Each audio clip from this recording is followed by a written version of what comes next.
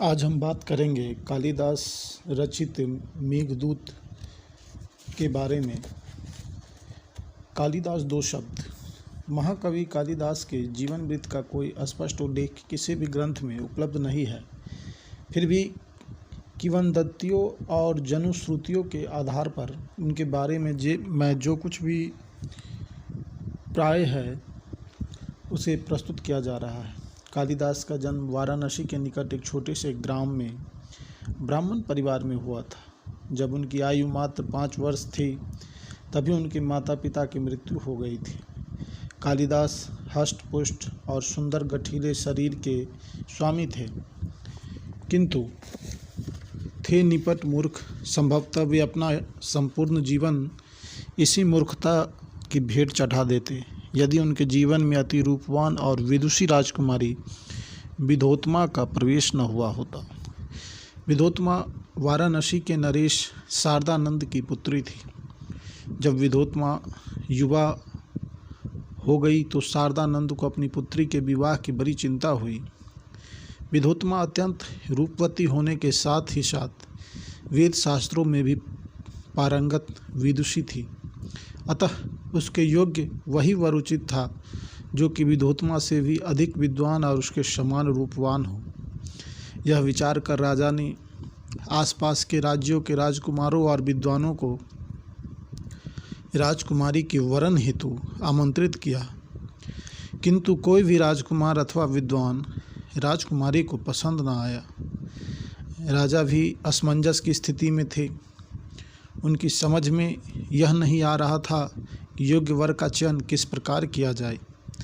अपने पिता को सोच विचार की ऐसी स्थिति में देखकर योग्य पुत्री विद्योत्मा ने ही इस समस्या पर अपने पिता से चर्चा की। पिताश्री, आप इस प्रकार चिंताग्रस्त क्यों हैं? विद्योत्मा ने अपने पिता शारदानंद के निकट आते हुए पूछा। पुत्री, भला मैं चिंतित क्यों न हो? मेरी गुणवती विदुषी पुत्री युवा हो गई है।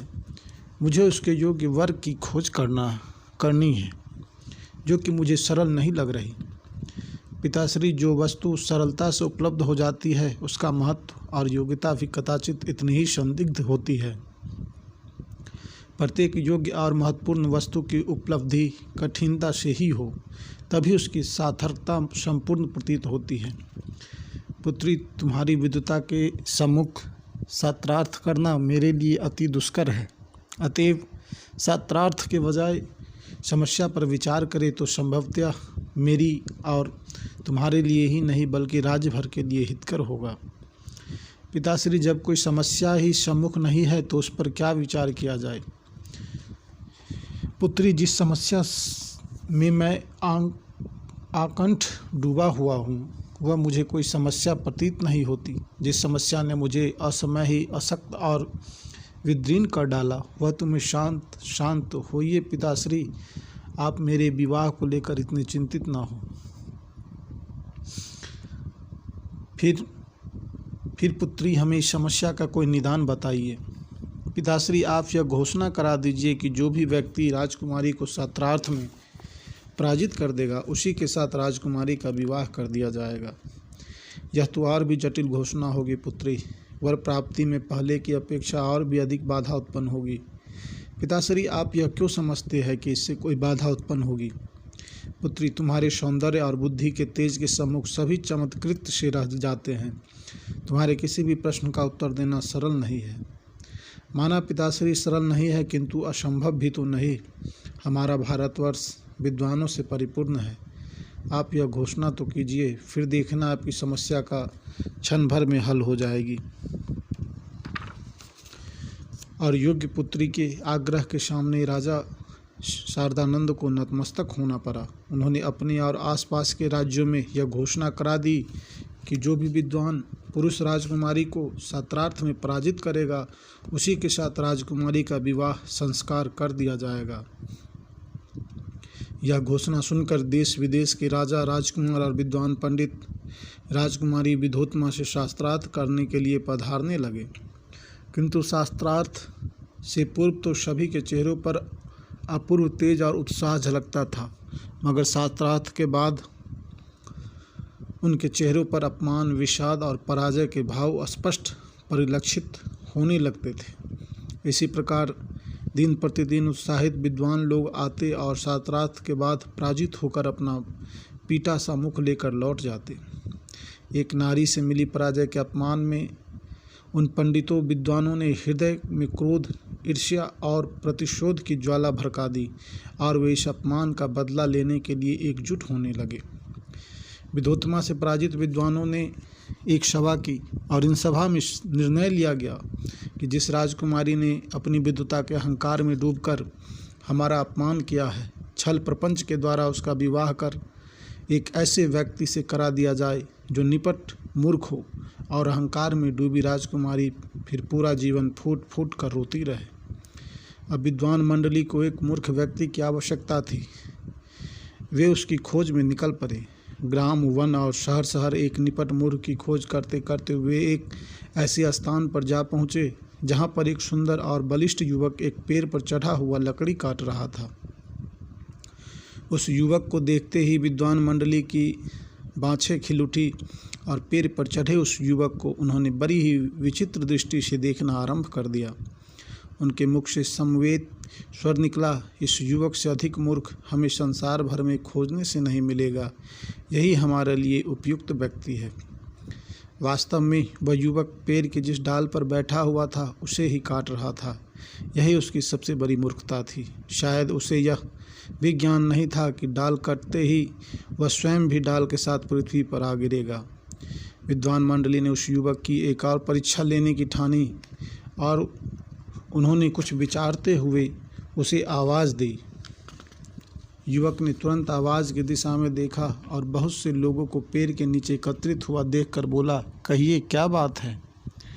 एक विद्वान बोला, युवक, वृक्ष की डाल इस प्रकार नहीं काटनी चाहिए। क्यों भला? इस प्रकार डाल कटने के बाद वह पुनः वृक्ष से जुड़ जाती है। क्या?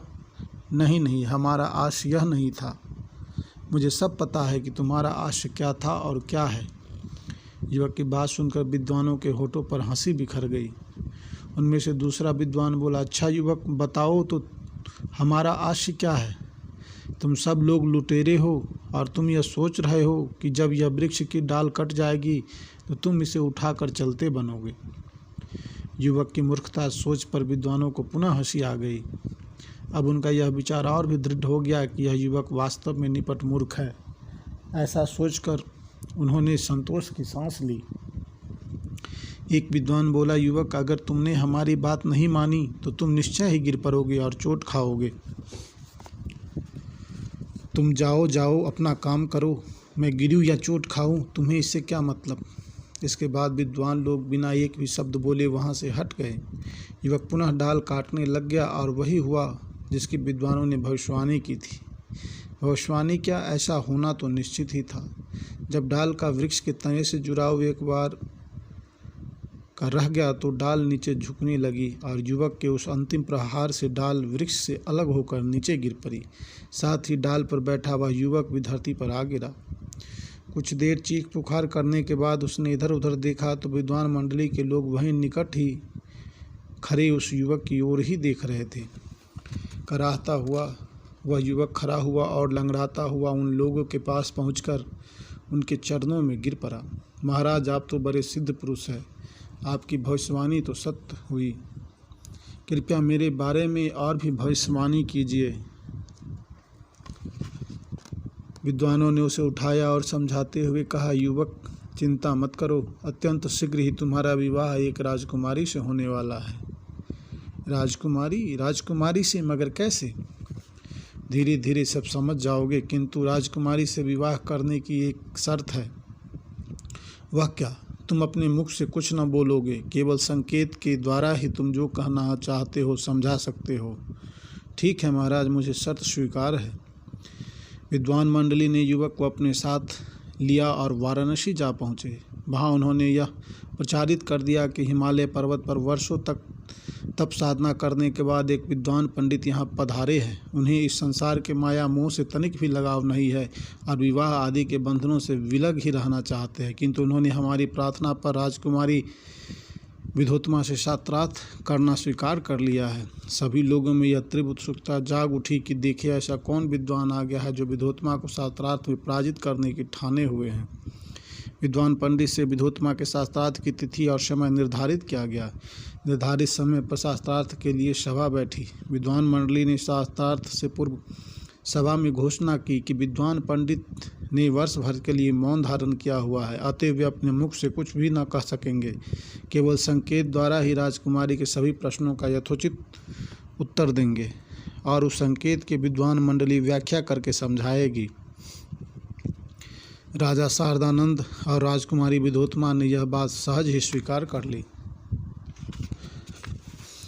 अब राजकुमारी विधोत्मा और विद्वान पंडित बना व निपट मूर्ख युवक एक दूसरे के सम्मुख अपनी अपनी आसनों पर विराजमान थे। शास्त्रार्थ आरंभ हुआ। राजकुमारी विधोत्मा ने प्रश्न के रूप में अपने हाथ की एक उंगली सीधी की, जिसका अभिप्राय था एको ब्रह्मा द्वितीयो नास्ति, अर्थात ब्रह्मा एक है और उसके अलावा सृष्टि में कुछ भी नहीं। मूर्ख युवक ने समझा कि राजकुमारी उसकी एक आंख फोड़ने की धमकी दे रही है। प्रत्युत्तर में उसने राजकुमारी की दोनों आंखें फोड़ने का संकेत करते हुए 2 उंगली सीधी कर दी। विद्वानों ने युवक की 2 उंगलियों का तात्पर्य यह बताया कि प्रकृति और पुरुष 2 तत्व है। अकेला ब्रह्मा कुछ भी कर सकने में असमर्थ है। उसे अपनी सत्ता का ज्ञान कराने हेतु प्रकृति का आश्रय लेना ही पड़ता है। इसीलिए विद्वान पंडित 2 तत्वों की सत्ता में विश्वास व्यक्त करते हैं। अपने दूसरे प्रश्न के रूप में राजकुमारी विधोत्मा ने अपने हाथ की 5 उंगलियां खोलकर युवक के सामने कर दी। इससे राजकुमारी का आशय यह था कि यह संसार 5 भूतों पृथ्वी, आकाश, अग्नि, जल और वायु से मिलकर बना है। मूर्ख ने समझा कि राजकुमारी उसे थप्पड़ मारने का संकेत कर रही है। उसने तत्काल विधोत्मा को घूंसा तान कर दिखाया कि वह उसके थप्पड़ का जवाब घूंसे से दे देगा। विद्वानों ने युवक के संकेत की व्याख्या करते हुए कहा कि अपने संकेत से विद्वान पंडित कहना चाहते हैं कि जब तक पंचभूत एकत्रित होकर एक शरीर का निर्माण नहीं करते तब तक इनकी सत्ता स्थापित नहीं हो सकती।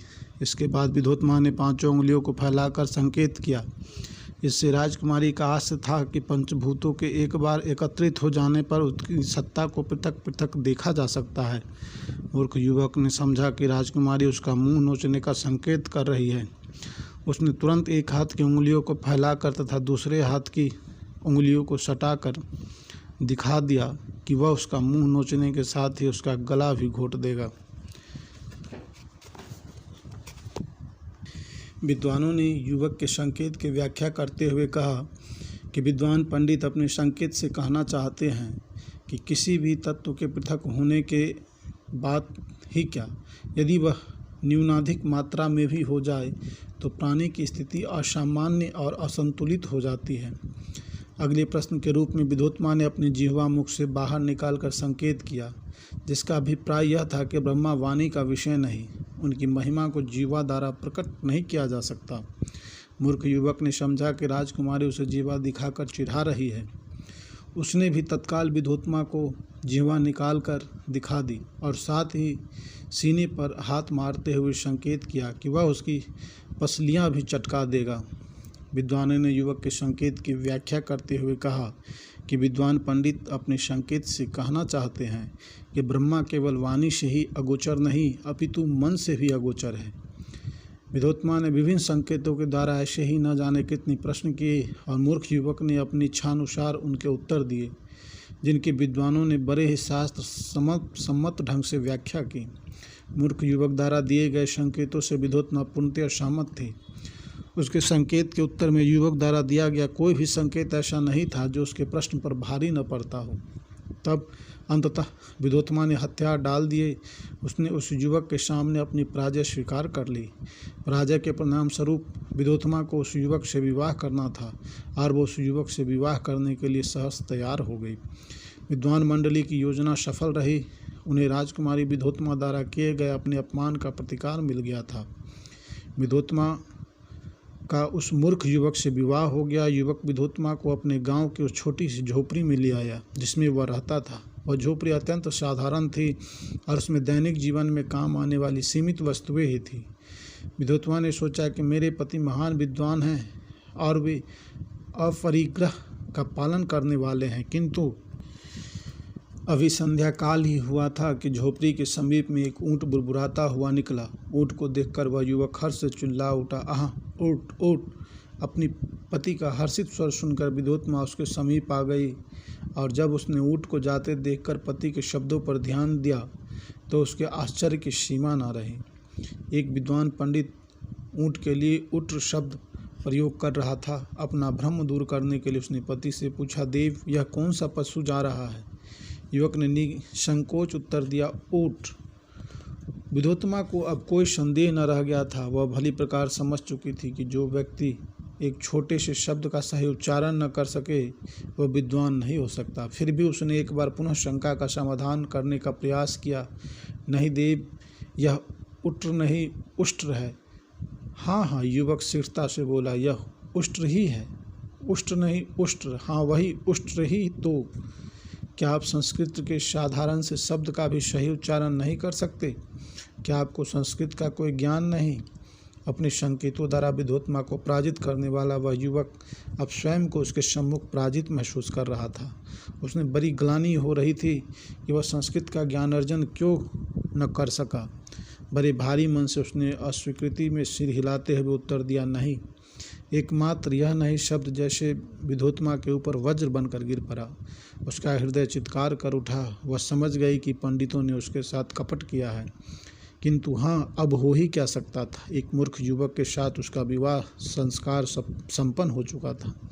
विद्योत्मा को लगा जैसे कोई विषैला तीर उसके हृदय में छेद करता हुआ आर पार निकल गया हो। वह स्वयं पर नियंत्रण न रख सकी और क्रोधित स्वर में चीख उठी, चले जाओ यहाँ से, तुमने मेरे साथ छल किया और अब तक मुझे अपना मुख न दिखाना, तब तक अपना मुख न दिखाना जब तक कि तुम वास्तव में ज्ञान प्राप्त न कर लो।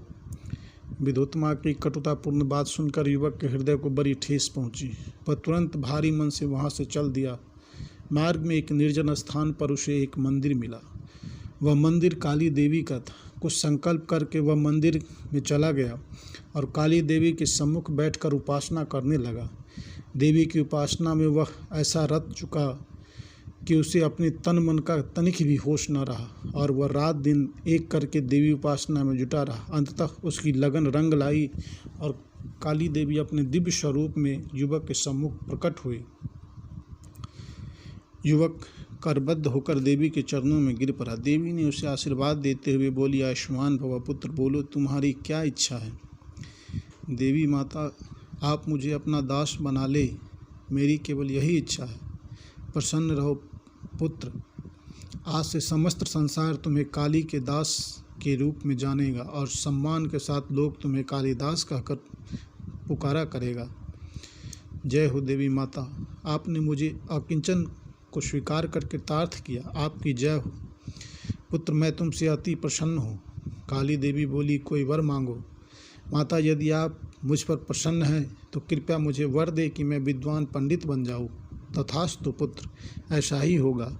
वर प्रदान करते ही देवी अंतर्धान हो गई। कालिदास प्रसन्नतापूर्वक अपने स्थान से उठा और तीव्रता के साथ अपनी कुटिया की ओर चल पड़ा।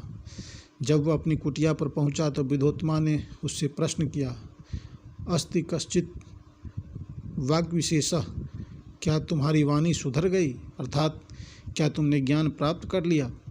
कालिदास ने यथोचित उत्तर देकर विद्योत्मा को संतुष्ट किया और बाद में उसके द्वारा बोले गए इन 3 शब्दों से प्रारंभ करके उसने विश्व प्रसिद्ध 3 काव्य पुस्तकों की रचना कर डाली। अस्ति से प्रारंभ करके कुमार संभवम, कश्चित से प्रारंभ कर मेघदूतम और वाग्य विशेष से प्रारंभ करके कालिदास ने रघुवंशम की रचना की। इन 3 रचनाओं के अतिरिक्त कालिदास ने मालविकाग्निमित्रम, जरंतुसहारम, अभिज्ञान शाकुंतलम और विक्रमोर्वशीयम आदि विश्व प्रसिद्ध नाटकों की रचना की। संसार के इस महान कवि और नाटककार के जीवन का प्रारंभ बड़ी ही मूढ़ता और अल्पज्ञता से होता है, किंतु मध्यकाल बड़े सम्मान और वैभव से व्यतीत होता है। मगर इनके जीवन का अंतिम चरण बड़ा ही दुर्भाग्यशाली और हृदय विदारक सिद्ध हुआ। काली देवी से विद्युता का वर पाकर जब वे अपनी पत्नी के सम्मुख पहुँचे तो उन्होंने उसे अपनी पत्नी स्वीकार करने से मना कर दिया। देवी आप महान हैं। कालिदास अपनी पत्नी के पास जाकर ससम्मान बोले, आपने एक अज्ञानी मूढ़मती पुरुष को ज्ञान प्राप्त करने की प्रेरणा दी।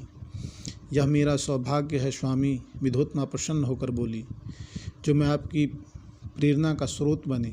कहकर विद्योत्मा अपने विद्वान पति के चरण रज पाने के लिए कालिदास के चरणों में झुकी, किंतु कालिदास एकाएक पीछे हट गए।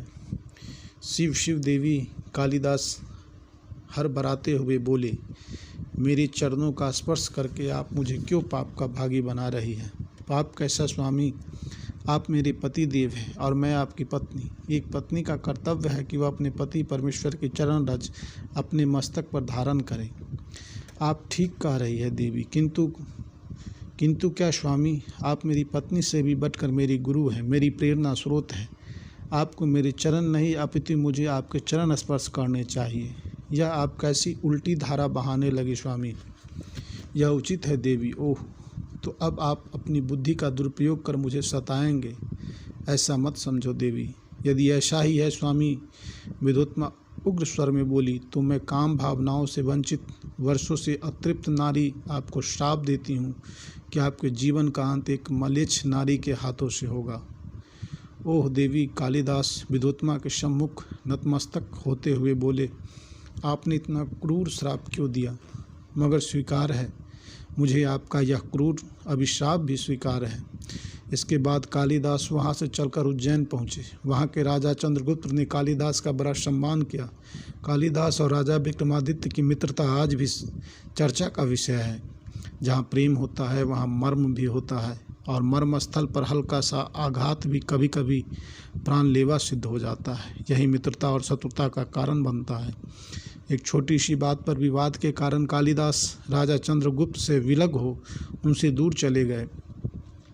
कालिदास के जाने के बाद राजा चंद्रगुप्त को उनकी विद्वता और मित्रता की बहुत याद आई। उन्होंने कालिदास को बहुत खोजा, किंतु वे उन्हें न मिल सके। तब राजा चंद्रगुप्त ने एक युक्ति अपनाई। उन्होंने अपने दरबार में घोषणा की कि जो भी कवि एक नई कविता सुनाएगा उसे 10 सहस्त्र स्वर्ण मुद्राएं पुरस्कार में दी जाएगी। राज दरबार में कवियों का तांता लग गया, मगर राजा जो भी कविता सुनता उसे पुरानी कहकर नकार देते। होते होते इस पुरस्कार की चर्चा कालिदास के भी कानों में पड़ी। वे इस समय उज्जैन के ही एक छोटे से ग्राम में अज्ञातवास का जीवन जी रहे थे। कालिदास ने एक ग्रामीण को अपने पास बुलाकर कहा, क्या तुम 10 सहस्त्र स्वर्ण मुद्राएं पाना चाहते हो? ग्रामीण मुस्कुराया, क्यों नहीं, तब जैसा मैं कहूँ वैसा ही करो। फिर कालिदास ने उसे कुछ समझाया। उधर उज्जैन में विक्रमादित्य का दरबार लगा था कि तभी एक विद्वान सा लगने वाले एक कवि ने वहां प्रवेश किया और कविता सुनाने की इच्छा व्यक्त की। राजा की आज्ञा मिलने पर कवि ने कविता सुनानी प्रारंभ की। कविता की कुछ पंक्तियां सुनाने के बाद कवि मौन हो गया और राजा को देखने लगा। उत्सुक राजा कवि से बोले, कविराज मौन क्यों हो गए? कविता आगे सुनाइए। महाराज, कविता आपको कैसी लगी? बहुत अच्छी। क्या इसे आपने पहले कभी सुना है? राजा विक्रमादित्य